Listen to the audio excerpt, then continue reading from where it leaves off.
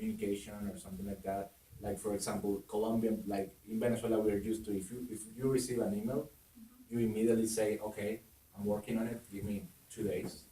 And in Colombia, no, they just start working on it. But the feeling is that because you don't get any feedback, then the feeling is that you don't know what's going on, right? So after a day, you're gonna send another email, gonna ask, hey, what's going on, guys, right? And they're gonna say, yeah, we've already worked. Oh, why didn't you say that yesterday? So I would be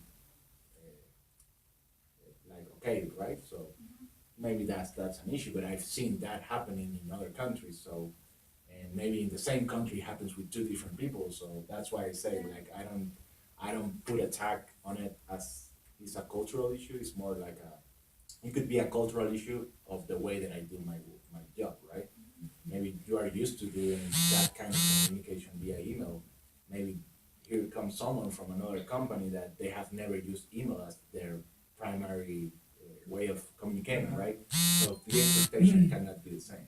Alright. So yeah. And the other question is about like compared to Venezuela, do you think that making the business here is more easy? Because you told us Yeah, yeah something, but yeah, do you think that Venezuela's political system really yeah, influenced the yeah, success? definitely. Yeah, and because yeah, the first from the corporate point of view is so difficult Venezuela because we have so many restrictions, like to get U.S. dollars and to get product importations and that affects the people, the inflation in the prices. The people react differently because prices are going up all the time, and that's from a client point of view and from a consumer point of view and from an employee point of view as well because you have to keep up their salaries with what is going on in in the economy, but at the same time you're trying to make money as a company, right? So it's yeah, definitely it's more difficult Venezuela right now, but I think maybe Argentina is in the same way. Ecuador is gonna like in the same tracks, but I think definitely comparing to Guadalajara or Mexico in general, I think definitely it's more difficult. And the other, I'm interested in because you said that you work as expat now because you are from different country and Yeah, well, you're here. So what are requirements for expats? well, I'm not really an expat because sometimes what defines an expat, at least the one that I know, is a people that is based in another country, that is sent to another country for a couple of years only, and then sent back to his country. So that's my definition of expat. Expat. I'm just another Mexican employee, but I'm from Venezuela, so I'm here to stay, right? So I'm not going back to Venezuela But anytime firstly, soon. like for the first years, you work as expat now, right? Well, the idea at the beginning was Yeah. more like go to Guadalajara for a couple of years and then we'll figure out something else. But then I stay here. But Okay.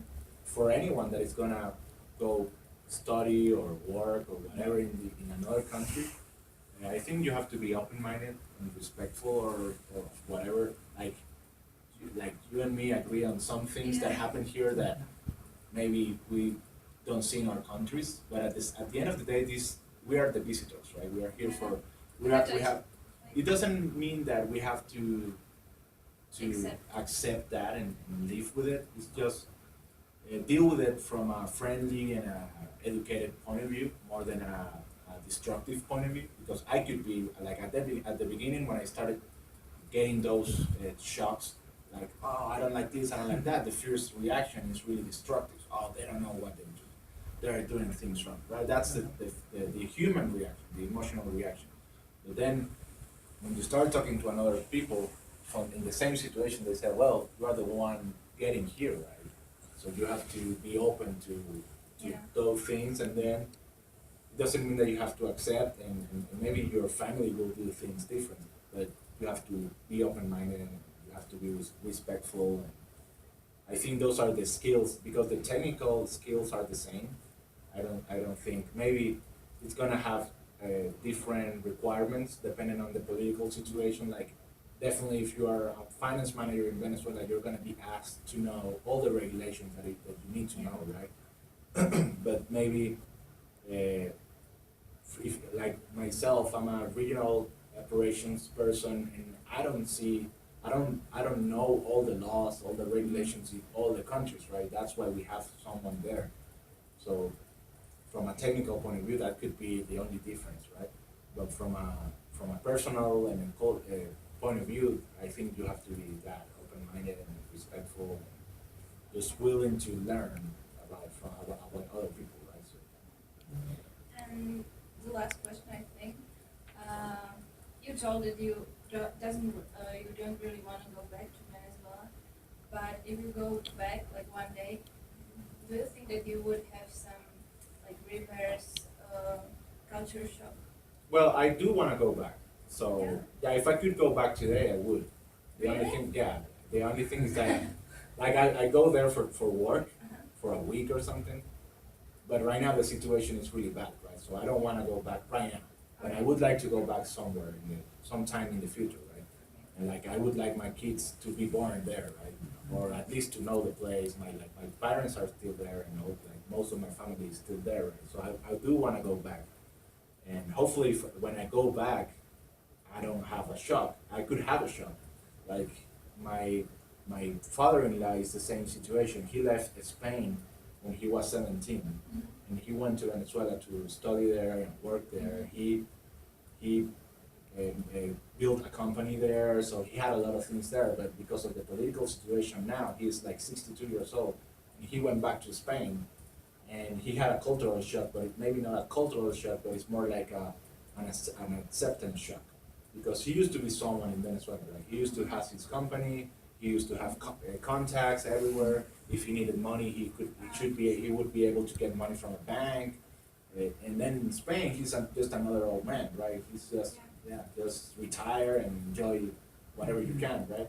So maybe- that could be the shock more than, and because maybe Venezuela, because we have this huge political situation, Mhm. maybe some things could change, but I don't think that could affect me maybe already. Like if I leave the country when I was 5 years old and then went back when I was 20, yes.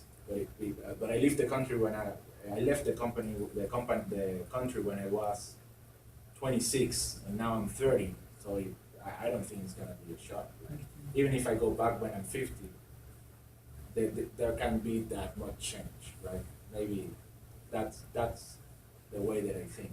That's the way that I feel. So hopefully, Thank you for your time. Thank you. thank you guys.